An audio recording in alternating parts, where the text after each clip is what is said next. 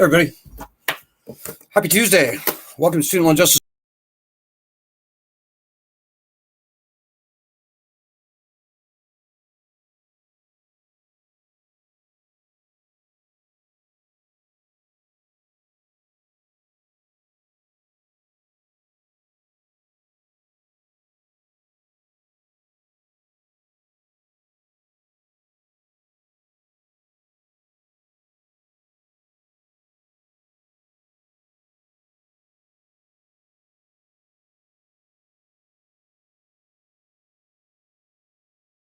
Let me start this over again, just in case that didn't work.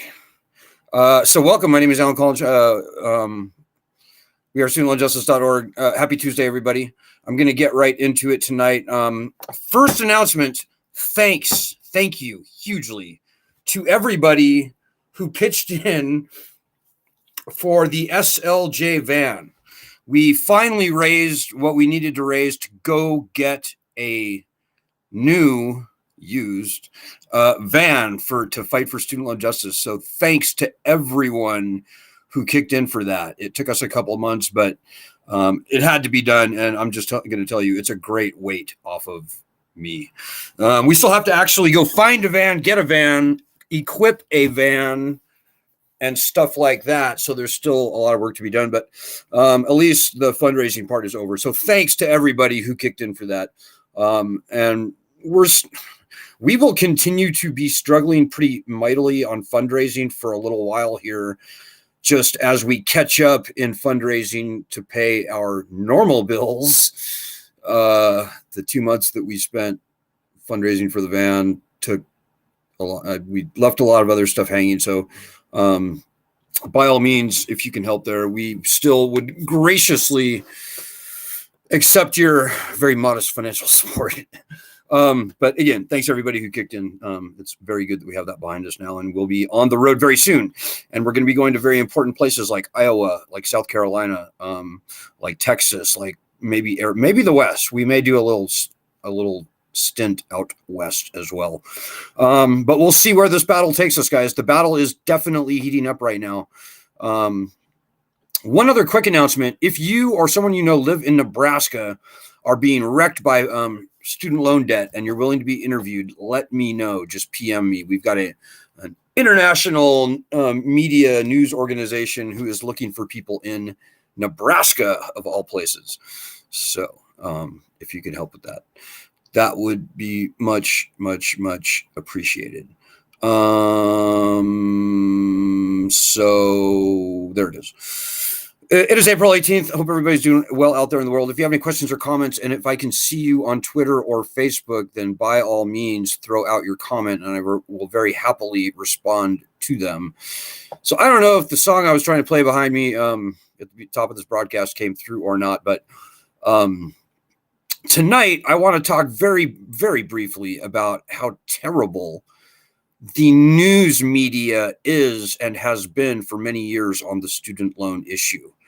I'm not going to tell you the whole story of our relationship with the media, but suffice it to say, it's a very long one, and it extends to programs like, 60 Minutes, NPR, ABC News, CBS News, MSNBC, CNBC.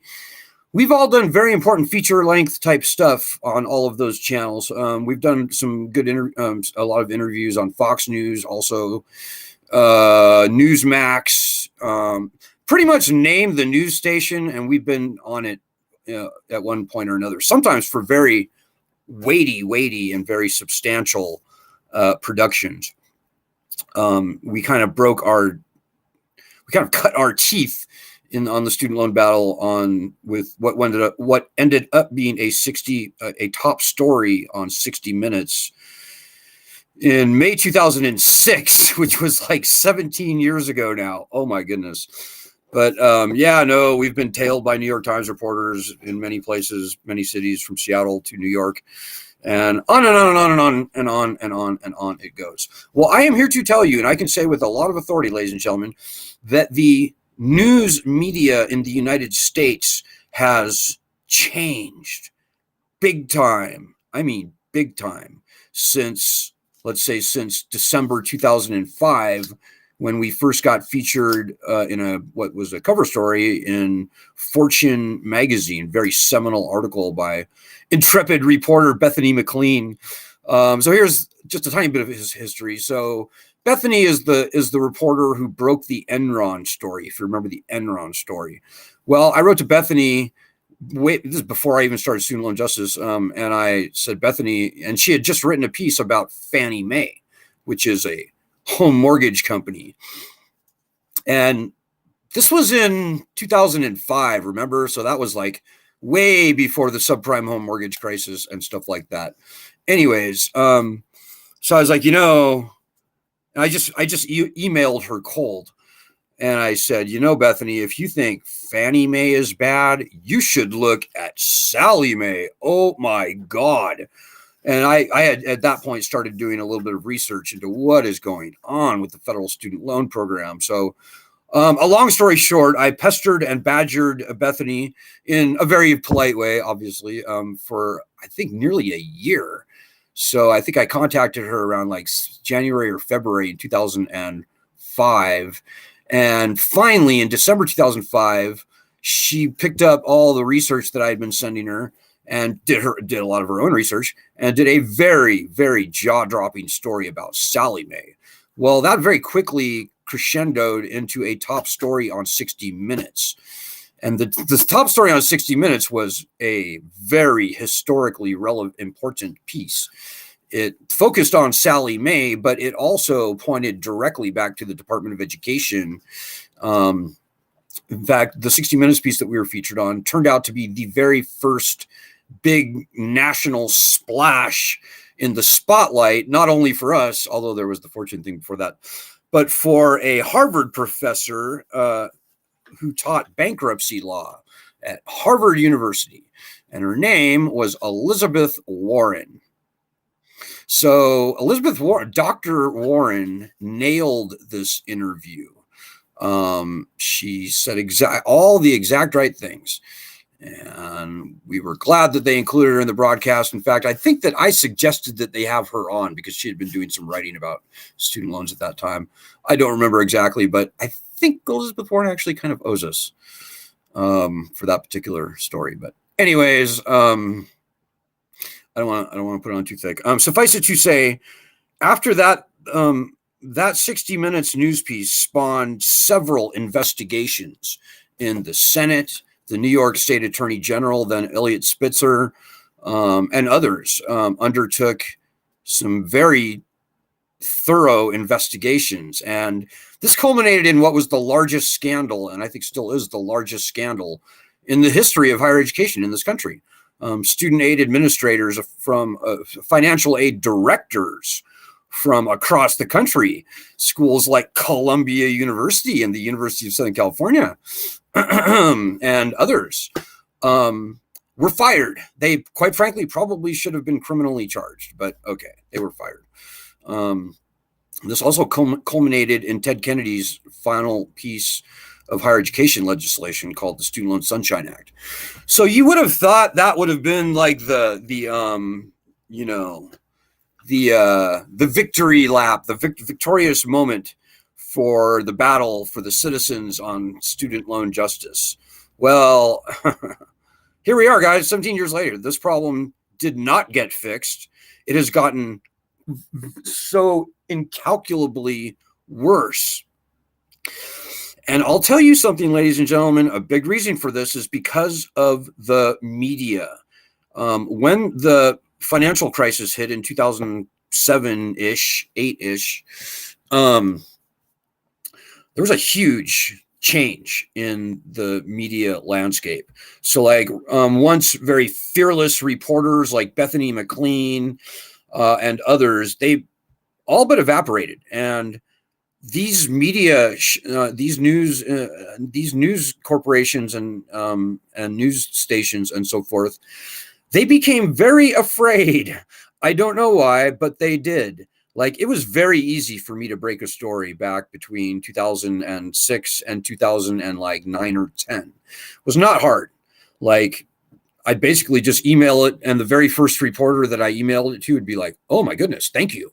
And the news would be broken within like 24 hours. And the quality of our research has not changed one iota, ladies and gentlemen. We've always been very careful and thorough researchers, and the data, the claims that we make are based on very careful consideration of the most trustworthy data available. Sometimes isn't that trustworthy, but the best available, the most respected data available.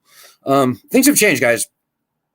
The federal government, the lenders, Wall Street, other people, they have put the heavy on the media, certainly on the student loan issue. I point to not only private banks, I point to the government, I point to the Treasury Department, I point to the Department of Education, and who knows what other invisible hands are out there with their hands around the throat of the media, to where today, even the most jaw-dropping stories that are just like absolutely incredible, in my humble opinion, and in what I think is what I've developed to be a fairly objective viewpoint as far as relevance and significance of news items go. Like, I'll give you a couple of examples. The fact that older people now outnumber younger people with student loans. That is something that changes the entire debate around student loans. It's not the young person, 20-something headache. No. This problem affects seniors, people over the age of 35, over the age of 50, far worse. There are more of them, and they owe far, far more. That's never been reported. We broke that story, and had a few reporters kind of report little tidbits of it, but nobody to date has simply published that headline. Older people outnumber younger people, and they owe far more. Or the fact that the government makes a profit on defaulted loans. That is a huge story. And I can go on for a long time and tell you story after story about how badly the media has become. Suffice it to say, the last time I did an interview with NPR, National Public Radio, which I love NPR. Like, I listen to NPR all the time. I have for years. I love, Prairie Home Companion. I like most of the shows, and we trust NPR. Oh no, ladies and gentlemen, on the student loan issue, NPR is absolutely corrupted. Absolutely. I walked out of the last interview I sat for with NPR after the first two questions. I was like, no, I'm not doing this. You people are disgusting. You ought to be ashamed of yourself.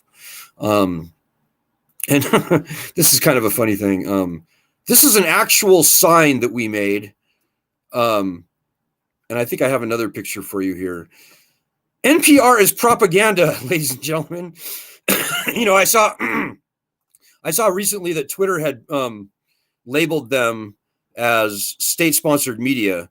And I have to say, whatever you think about Elon Musk and Twitter and all that nonsense, I was very glad to see that, because that is true. So let me see what else. Oh, I've got also, I think a photo that I may share with you if I can find it. Oh, shoot. I probably won't be able to find it. Anyways, we made a sign exactly like what you're looking at right now.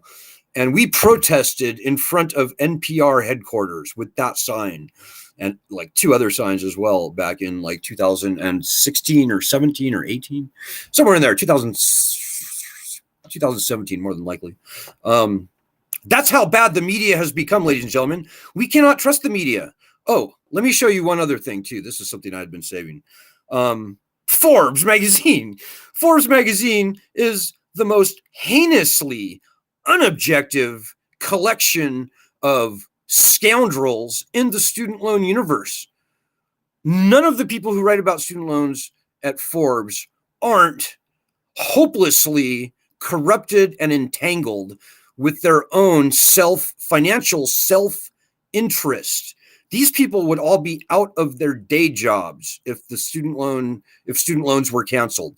The last thing these people want is to see the student loan problem go away. They love the student loan problem, and they will write forever in a way so as to perpetuate the student loan scam. Here's one example. I'm not sure if I'm sharing this screen with you or not right now. Probably not. Okay, here, let me do this. Oh, no, that's not it. What the fuck? Fucking stupid. Oh, yeah, here it is right here. Okay. Here's just, and this will probably be my last example for the night before I go to your comments and questions. So on the left, you see a Forbes headline from before the election. So, you know, when Biden was on the campaign trail, he was saying things like, if you went to a public college or HBCU and you earn less than $125,000 a year, I'm going to eliminate your student debt. Now, he didn't say exactly that. Joe Biden is way smarter than you think, guys. He says, I'm going to eliminate a lot of your student loan debt. But the way the media reported him, they misquoted him. And they sound exactly like Joe Biden was promising to eliminate the student debt of everyone who went to a public college and earns less than $125,000 a year. That's what Forbes reported. That's what people believed. And a lot of people voted for Joe Biden on the strength of that article and others like it. Well, in point of fact, Biden actually said, I'm going to cancel a lot of your student loans. And the weasel words were that, no, he never made that promise. What he did promise to do was cancel all tuition-related debt for undergrads who went to public college or HBCUs and who earn less than $125,000. So that's not eliminating the debt, the student debt of those people. It's only eliminating a portion of the debt. But, you know, even that promise, that watered down, weasel worded promise, even that promise, Joe Biden broke. So we have Forbes lying to the public, purposely misquoting Joe Biden, I suspect, because I think the whole Forbes crowd has never liked Donald Trump. And we're a nonpartisan group, guys. We could give a rat's ass. Honestly, we hate the Republicans. We hate the Democrats. We couldn't endorse either Biden or Trump in the last election. Same thing will be true in the next election. I can almost promise you, almost guarantee you.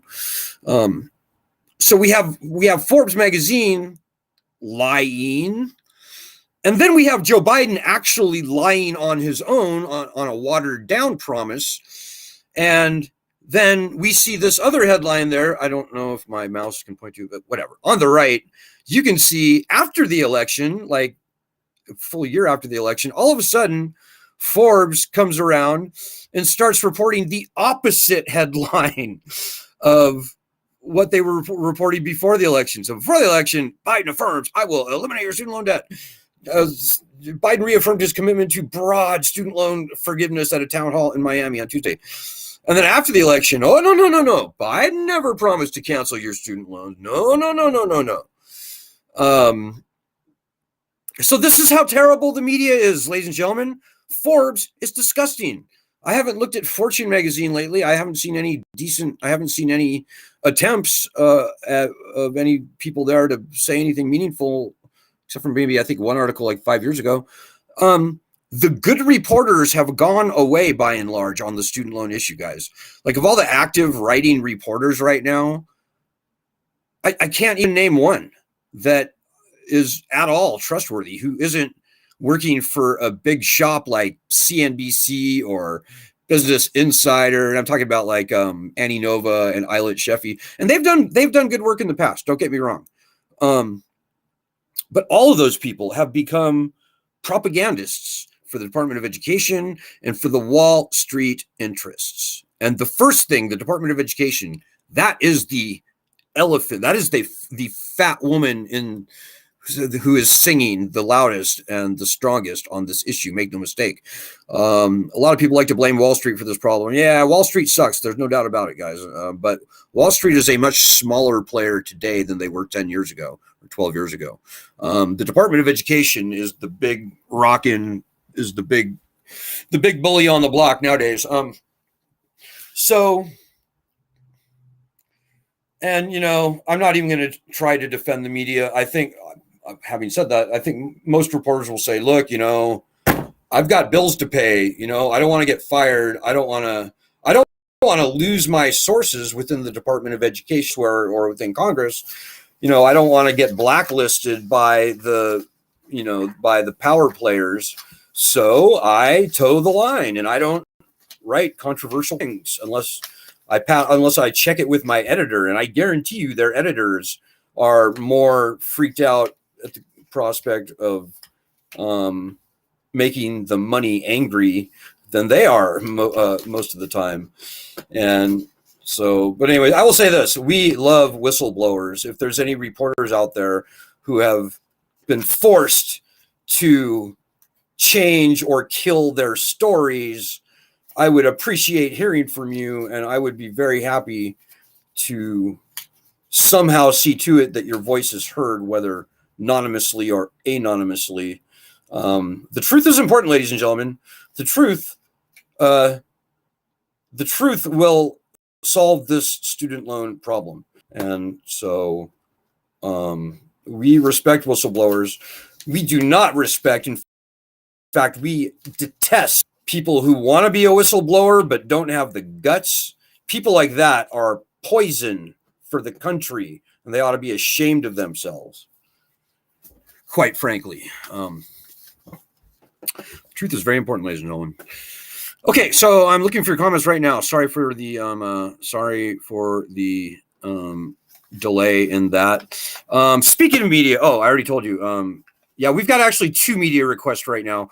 Also, if you've repaid more than you've owed and you still, no, if you've repaid more than you borrowed and you still owe more than you borrowed, let me know. There is an international, extremely well-known news platform, very well respected, who wants to hear your story. So, okay. I can finally. Okay, so I'm looking for. Finally see your comments. Hope everybody's doing well out there in the world, by the way. Hey, Laura Gail Sweeney's with us tonight. Hey, Gail. Sorry for lagging on all these comments, and let me just apologize in advance if I can't get to all of them. Laura says, such debt causes PTSD. Yes, the news media is slanted heavily with regards to student debt and education. Yeah, don't get me started, Laura. Well, I've already started. It's too late. Don't believe anything you read in the media. 99% or maybe even more of the news items that you read in the media about student loans were put there by someone in our opposition, ladies and gentlemen. I kid you not. Just look at the headline. The headlines almost always tell you exactly what's going to be in the article. And I could talk forever about the little clever little turns of phrase that our opposition likes to slip into the zeitgeist. But I digress. Hey, John Turns with us tonight. Hey, John from Florida. Good evening. I still haven't heard back from Senator Rubio's staff member yet.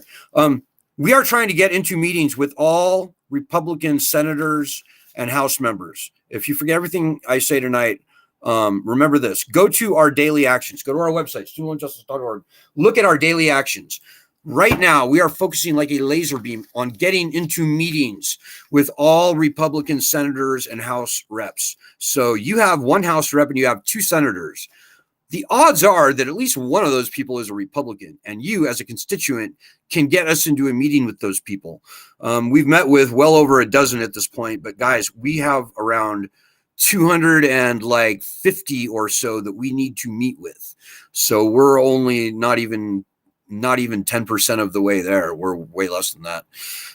We've got a lot of meetings to do with a lot of Republicans, guys. We're a fiercely nonpartisan group. We hate Democrats. We hate Republicans in different ways. We've got to push the Republicans. Whatever your political stripes are, we've got to push the Republicans.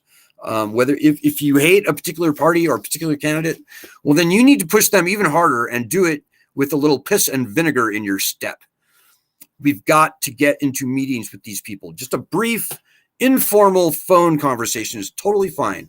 Call your senators, call your House rep and say, I need to talk to your judiciary staffer about student loans, and I want to bring on Alan Collinge, AlanCollinge, phone number 202-594-1120, email alan@studentloanjustice.org, alan@studentloanjustice.org. If you do that and get us into a meeting, I can do all the talking. We're good at this. We've done this for many years, and we're very good at it. If you set them up, we will knock them down. If you pick the fight, we will throw the punches. And by all means, you can lead the meeting as far as I'm concerned. You can do all the talking. That's perfectly fine if you're capable of speaking to the student loan issue well. And most people just are not. Make that happen, please. And to Joanna, I would say be persistent. There's more than one way to skin a cat. Obviously, just calling their offices and submitting a meeting request is the first thing you should do. But there are other ways to get through to politicians. Getting letters to the editor published in your local newspaper can be a very strong way to make a point with your elected representatives. If you get a strong letter to the editor published, and then you call their office or leave them a message after that, and they read it, they'll be like, oh, we need to talk to this person. So there's many different ways that you can skin that cat. So I'm not going to read the details of Joanna's efforts in getting a meeting. Suffice to say, we appreciate your effort, Joanna. Joanna's in Florida. If you're in Florida, you need to be helping Joanna. There are a ton of very important politicians in Florida we need to be meeting with. People like Matt Gaetz, people like Senator Rick Scott, people like Marco Rubio, although I talked to them pretty recently. But yeah,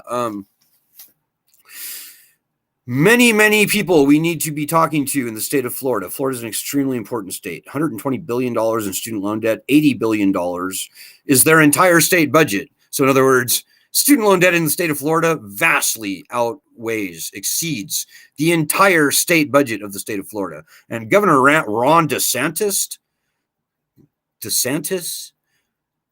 ought to be ashamed of himself for jumping on that nonsense bandwagon and wagging his fingers at us.